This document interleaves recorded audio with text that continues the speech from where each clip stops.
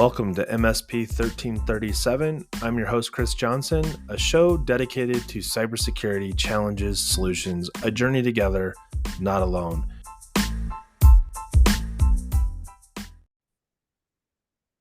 Welcome, everybody, to another episode of MSP 1337. This week, we're going to talk about something a little bit different. We're going to talk about hiring for security technician or hiring for a security job role within your MSP. And I think this is a little bit of a divergent from what a lot of MSPs have done, where they've just told a technician, you're now responsible for certain things that are growing the platform environment. And today with me, I have Mike Stewart from Anchor Networks. Mike, welcome to the show.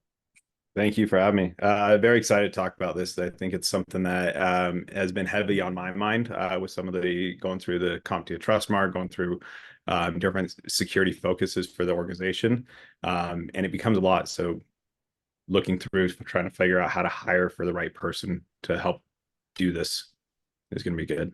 So the way this all started with our conversation was you sent me a job posting and I kind of started laughing, not so much at the job posting, but at the idea that there is someone out there that would have the skill set and the qualifications, just like any real job posting that's out there, like must have 5 years experience, a bachelor's of science degree, and know at least 3 celebrities that have been in a movie in the last 2 years, right? And if you don't have those things, don't even bother applying. You put a couple things in here, and I think this is good to set the stage for where this goes. Is you had some things in here that like we all can relate to from an engineer. You had stuff in there like security alert management. Like, what engineer who's been doing this for a while doesn't know how to go and look at alerts and recognize like, hey, that one says something failed. I should probably go and investigate versus the alerts just letting me know that someone attempted to log in 4 times and it looks like their account's been locked out. Some of the other ones that you had in here, though, that start to make one question who out there meets the skill set, but also has that technical uh, experience. So you added in things like framework compliance, like ensure compliance with a framework. In your case, you said CIS, but I think one could say, I don't really care what the framework is. If we have a client ask us, can you guys comply with X? Well, with context, the answer might be yes if they know how to read and look at safeguards and go, oh yeah, hey, we with a little tweak to how we've implemented SSO, it would cover what they're looking for. But then you got into things like policy development and vulnerability management, which is a little bit more technical, but still like vulnerability management often is tied to like their understanding of your risk posture for that vulnerability to matter, right? So like if it's potential, 3389 is open into your office. I mean, vulnerability management's easy.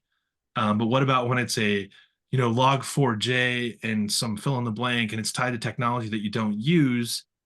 Well, then that's really not your vulnerability, but it is still a vulnerability, right? So like Mhm.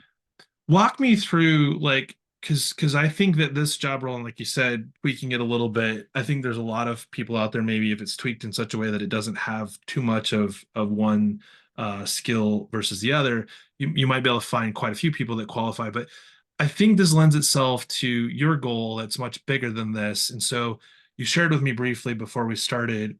Talk to me about goals as an MSP. For those that don't know, Anchor is not a two-person MSP.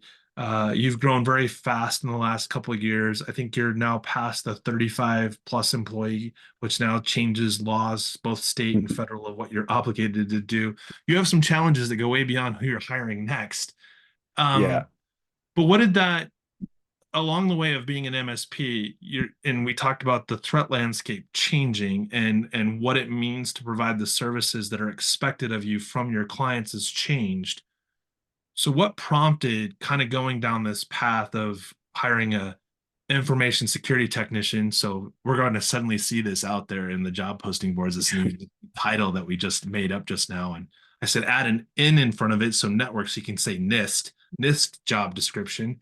But walk me through how you got to here, because this is not a common occurrence amongst MSPs, particularly smaller MSPs. And we were saying before, like, I'm just going to assign alert management to Mike because Mike wants to grow in the company. So you now have Yeah. alert management. Don't fail me. Don't fail me.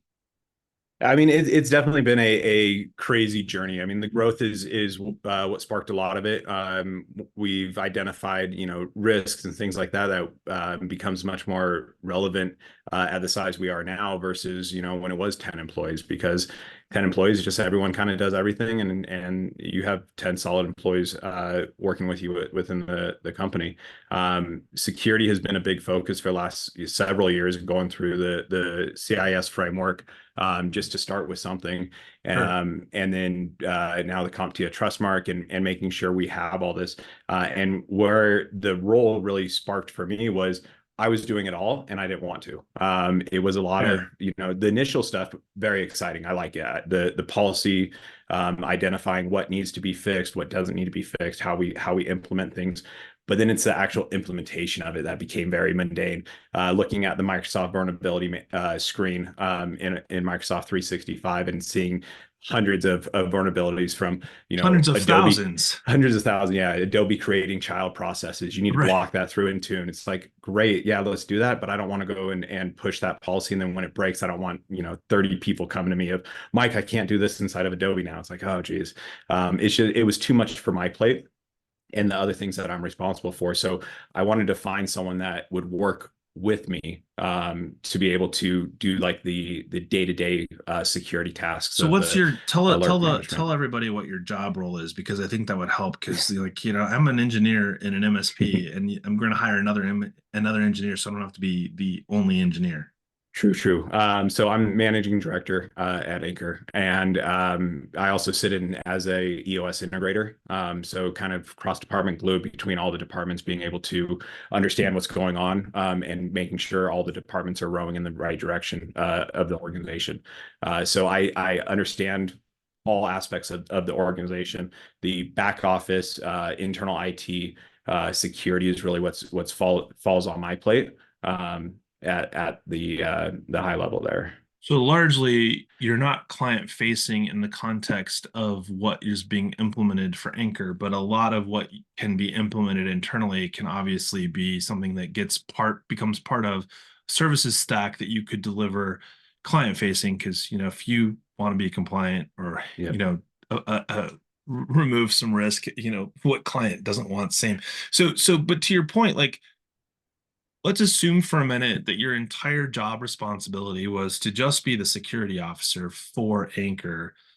That's largely a business role, right? Like your job is to take information from say SecOps and IT ops and really bring that upstream to the leadership and say, hey, this is the journey or the path that we're on. We're following the CIS framework.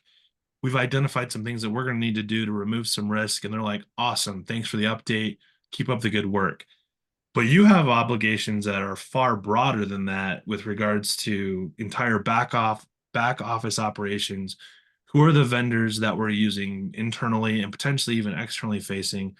And then adding all of the other layers on top of that. And the reality is, if we focus just on the role of CISO, it's not called that for, very many reasons other than to say it's a full-time job.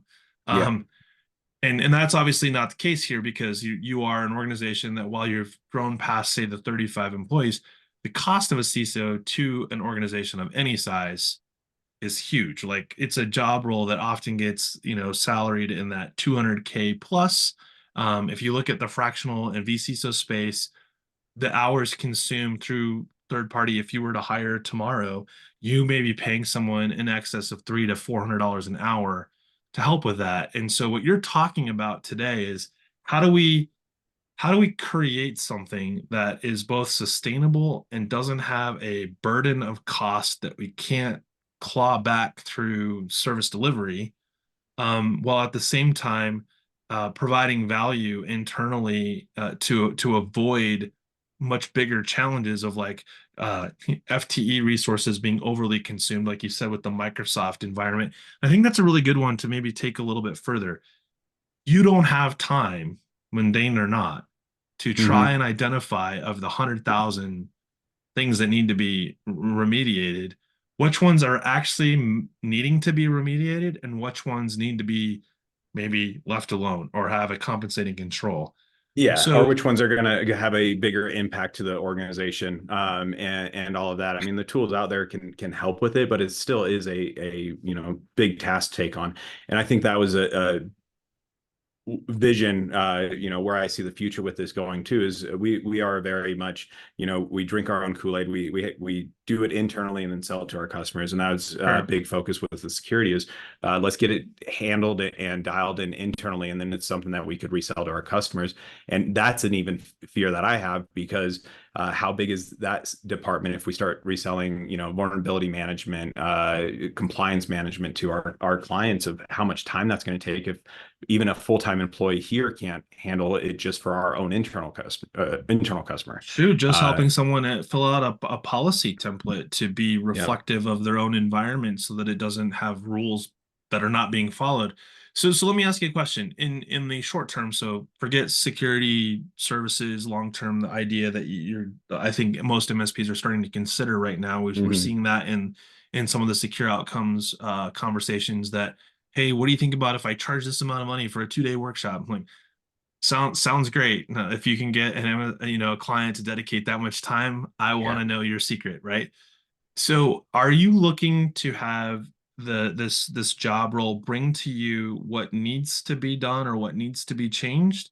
Or are you also looking for them to say, "Hey, I think that the impact on users at Anchor is going to be minimal or medium or like, is this an inconvenience or like, hey, on Tuesday for the first from 8 to 9, everybody's in the conference room. Mike and new job guy are going to articulate some changes that need to be made in order to ensure data integrity for the HR department or fill Yeah. in the blank." Yeah, initially going down it, like I wanted them to kind of own the security side of it. Not thinking that it needed to be something that was, I'd be at a high level, I'd have an understanding of where things were going, but like the nuts and bolts of it, I wanted Right. this person to really own it of all of that. But the more I thought about that, I feel like I have trust issues with it because are they I going to do have a too. vested interest in the company? They're not at that ownership level. They're not at that level of commitment that I feel like hiring a normal employee would be, Yeah. to have that type of thought process of This isn't what's a best for the company technician. versus what's easiest. Oh, that's not that big of a deal. Plus, it's going to be a nightmare to deploy, so we're not going to do it. Thinking about like I can't wait to deal with removing the web browser password managers from everyone being able to use and blocking that. But it has to happen. It's a huge inconvenience, but it has to happen. And a standard employee would be like, no, we're not going to do that. That's too much of an inconvenience. So I Right. think Do that's as where I this say, not as role. I do, too, right? Like they're like, hey, this is what we need to roll out. Good thing I downloaded the browser that's not part of this equation while. Yep, that's why I feel like this role really needs to be like a pairing. I'm going to take a heavy hand into the security side of it, and it's going to be more of a focus that I have, because it has to have that understanding of it's a huge business risk. Like if you don't secure one portal, like you could walk in and everything crypto, across all your clients, and you have to close your doors shortly after, and that's not something we want to go through. And Sure. that's a bigger impact to the leadership team versus an employee. So this is what comes to mind for me at your size of an organization. The thing that stands out to me is this isn't one job. This is two jobs. And this is SecOps and IT ops, right? And these two individuals, because I think you could have individuals, they both answer to you, right? And the one person, their entire responsibility is to identify and design what needs to be implemented to satisfy, say, the safeguard. We'll just use that as an example because we're not talking about security best practices necessarily. Mm-hmm. And then the implementation of that gets handed off to IT ops after the conversation with you overseeing, like, yeah, we're prioritizing that to happen now. Because obviously the person doing SecOps isn't just identifying one thing at a time and that's it. They're going to have a list of things that they've found that are vulnerabilities that need to be addressed that may or may not align with a specific safeguard, but they need to be handled. So there's some things that are like, this is just needing to be done, goes to IT ops. Then there's other things that are more compliance based, more compliance driven of overarching goals with the organization. And the reason why I say you need those two job roles is because one of the things that you get the new responsibility of doing is going, how do I recover costs or minimize cost to our organization to implement this? And does the cost outweigh the ROI, or is it just reduce the impact of cost when one of these things potentially happens? That's what I see. And obviously, we know that a smaller organization is going to be like, well, on MSP 1337, we heard that we need to hire two people and the answer to a third person, of which we have neither of the two or or the person in charge of the two. But so maybe think about it even in the perspective of, it doesn't necessarily mean you hired somebody to fill the job role, but someone within your organization that you've tasked with the responsibility, or maybe many tech resources within the organization that you're like, when my SecOps guy identifies these 8 things, their job isn't to execute the implementation. It's to ensure that the outcome of that implementation isn't going to have a, say, high impact on users, or like, hey, before we implement this, what's the cost look like? Yeah. Is no cost? It's a free, like we just literally need to turn this GPO on in Intune, or is it like, yeah, that's a 6-figure purchase, and Vince is like, Mike, no. Yeah, I think that is a way to look at it.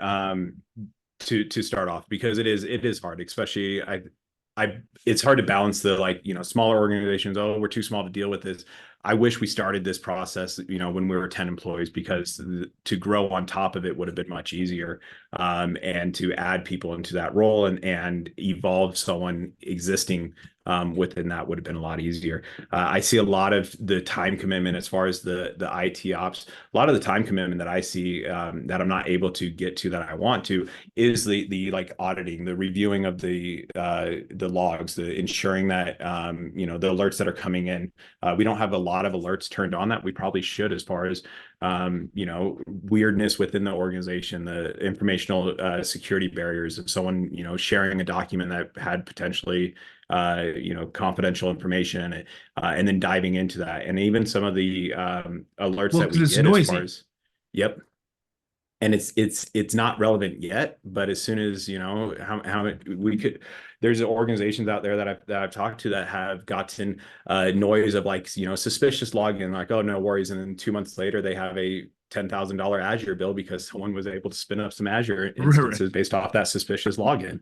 And it's now that's relevant. Now they're all over that, and just being ahead of that game. And that's where I think finding the right person is going to be the hardest piece for the securities, because it's not someone that just wants to close tickets. It's someone that wants to be ahead of the game, and that is honestly excited about figuring out and solving security problems. Um, but it's also, is that someone that's going to be, that commands that 6-figure, salary, that is at a leadership, level? It's hard. I think that's the biggest struggle I have right now with it is, either you throw multiple people at it, with having some type of check and balance in place, or you have that single point of failure of, one of the managers, leaders of the organization kind of doing it all, and they're not going to be able to do it all. Yeah, so I think you hit on something that I think is important. I think this, you can't do this with multiple people from an accountability standpoint in the role you're talking about hiring. So I don't think you have to hire a CISO or Mhm. for lack of a better word, so this is someone that needs to be on your leadership team. This security individual. That doesn't mean that they are commanding a salary of 6 figures, to your point, that's potentially going to tank. They just need to be part of the leadership conversations, and they don't necessarily need to be involved in all of them, but they have a seat at the table. They are on the agenda. They are part of the decision-making process, and they are part of influencing and impacting that decision. They're not just like, hey, give us a report, you can leave, we'll talk about it, we'll let you know if we agree with you. This is the, I'm coming to the table and I have command of the room when I'm presenting what needs to happen. And I understand in this role that not everything I want is going to happen, but it's going to be part of the record as our organization goes so that the leadership team knows that collectively we are on the hook for our Yeah. answer, not the individual that's made the recommendation for what we need to do. And you see that play out in the media with where this is actually breaking. Part two of that is the other pieces. Those are the pieces that are executing the implementation of some of these services. I don't think that can be handled by one person, but you could have it be coordinated by one person, say in the technical role, that's like assigning tasks out to other people as part of your IT operations. And I think that's important. I think you can't be this person. I think that at the size of organization that you are, you, Mike, can't do that. But I think for those that are listening to this, is like you might be the business owner, you might be someone who's leading the drive, kind of like, Mike is. I think of like Charles over at Showtech at, say less than 15 employees. That's probably going to fall on Charles' plate and he's going to have to balance that. But again, it's that roles and responsibilities that says when we have a leadership meeting, the person that's handling that has to be at the table and they understand that this isn't just a light conversation. So you better come to this meeting prepared to explain everything in a language that everybody, including Vince, understands, right? Yeah. No, absolutely. I like that mentality a lot. Like as you were saying, as far as one person can't do it all. Especially with some of these rollouts of policies and changes to the security stance, is run it like a project. Sure. You can pull in multiple resources to execute a project. The coordinator is the one, or the project manager is the one that's saying this has to get done. They're doing the checks and balances, making sure that it's being accomplished the same way, but then Right. pulling in other resources to execute it to make sure it's getting done in a timely fashion. Like, how would you do it with a client? I mean, I think about that as we were talking through this, and I'm like, wait, if we were proposing solving for, let's just say it's secure baseline configuration, CIS4, and we're doing this for a client who has an insurance questionnaire that they can't answer, and they're asking for you to help them. I highly doubt you're like, oh, no problem. Let me just assign two of our best resources. They'll get this done by tomorrow, and everything goes back to normal after that's been box checked for the insurance questionnaire. Like, no, this is going to be like, client, yeah, we can absolutely do that, and let me get back to you in 24 hours with some level of project scope. Yep. And maybe an assessment is needed to actually identify like, well, how many places do we need to turn on MFA or SSO that they've, you know, we all know that as a managed service provider, you don't manage everything that the client has. Because they don't tell you about everything that they have, Nope. right? Like the Dropbox, the fill in the blank, that's external SaaS application that they think like, oh well, we don't need you to manage that because we know it would cost us more. Well, now it's costing you more, isn't it? Right? Yep. Like, but those are to your point, like that's a project scope that may take 2 hours or it may take 2 years, like depending on the size of your client. These things don't happen overnight. And the reality is for any insurance questionnaire, they're not asking you for like, do you have it 100% defined right now? They want to know that you understand the question, that you have done something or are doing something, and what does it look like in your timeline to truly address what's being asked of you, because they know that not one of their current clients that they're providing insurance to is 100%. Yeah. Yeah, no, I agree with that, and the mentality behind the project management side of it, it makes 100% sense, because it is going to be the communication, the risk, the risk assessment, the beta testing. Like grab like two or three people, make sure there's not a major impact, then rolling out to everyone, being available for questions afterwards, and then cleaning it up. Well, and if you're mapping to compliance, so let's just say it was control 4. Can you imagine having project templates in your PSA that says, I got client X that needs to implement secure baseline configuration? And you're like, click, huh, this says with an organization of 35, it took 30 hours to implement. So now you have a starting point. You can at least give them an Yeah. estimate that's relevant. So now uh, I'll stop saying names because I know a lot of names at Anchor, but like I know the person that would be in this role, like to say like, hey, they now have a starting point to actually meet with the client and say, hey, we get it. You know, you're trying to fill out this questionnaire and you're asking us to weigh in on it. This is a question that we've not ever been asked to answer on your behalf or implement on your behalf. Let me get back to you because this is essentially what it's going to look like after knowing that we've implemented this internally for our own organization. Or you're not waiting for the ask, right? Like you get through, I mean, I know you've gone through CIS. If you were to use the CIS top 18 and say, okay, there's 18 uh at a minimum, there's 18 projects, hypothetically speaking, right? Like Yeah. asset inventory is one project. And then how many projects are inside of that? Maybe it's not, maybe it's just a task, but like some of those things, like, you know, turning on DHCP logging, it's really just a task. I flip a switch, but do I need to do this elsewhere? Do I need to do more? Do I need to compensate and control?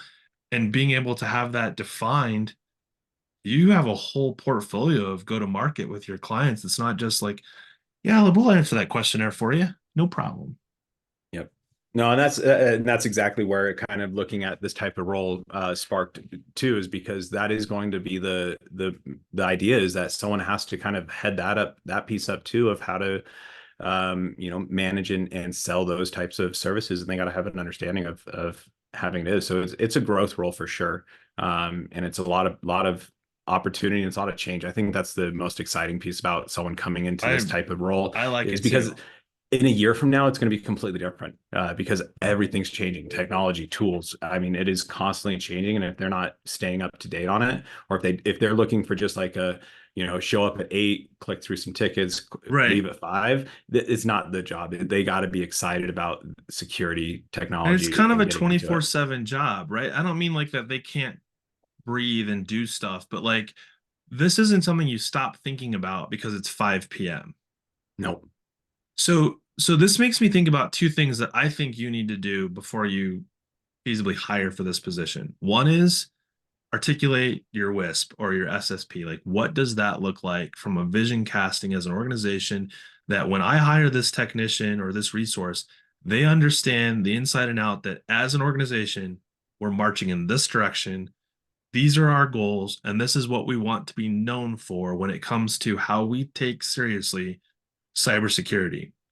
And then the second part of that is when I look forward, because I'm going to hire for this job, what's the envisioning role a year from now, to your point? Like this isn't like you're being hired and like the ceiling is right here. Like you've been hired as a technician or as a security fill in the blank, and that's where you're going to be. This is Yeah. we're starting you here.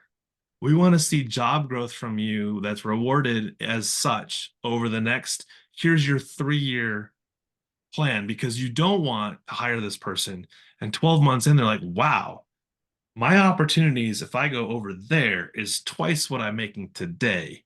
And I think that's one of the really unique opportunities you have is this is an opportunity to allow for not just on the job training, but for self-motivated learning that's reflected back to them in the way they are compensated, almost like they're a sales individual because they're building a portfolio for your sales team, even if they don't know it. Yeah, absolutely. This is cool. Anything else you want to say to our audience where we've talked about something that, in fact, I think we've never talked about before at a town hall, on a podcast, at CompTIA, or otherwise? No, because even thinking through like some of the integrated groups that I'm in is it's a lot of the business owners are key people within the organization that's Yeah, taking it all on, and we hear the same conversation over. I don't have enough time. I didn't get anything done because I had other things I was focused on, and I think that the parting remark I'll have for people is regardless of your size, like consider this now, even if it's not a full-time position, like start having someone focused on it, have it a seat on your accountability chart or there you go. responsibilities for someone and continue to build it out because it will just get more and more evolved as the company grows. Do you And think maybe starting it that's, at 35 is hard. do you think maybe a responsibility matrix is now in order? Yeah, I would say so. I think that so I kind of went to the future of what this person is. I think that was really part of the first one. The second one that was in my head is responsibility matrix that's clear when that person you hire comes in, they know their seat at the table, they know the responsibility, and they know the burden of accountability with both you and your role, but also to that leadership team when they come into that room. It's all eyes on them, right? Like they have and they command the attention of everybody in that room because what they're about to say could potentially be a game changer on how you operate and move forward in the event that something happens. Yeah. Well, Mike, this is exciting. I hope that those listen to this show will find opportunity in their own organizations. It is Tuesday, so for those of you listening, thanks and have a great week.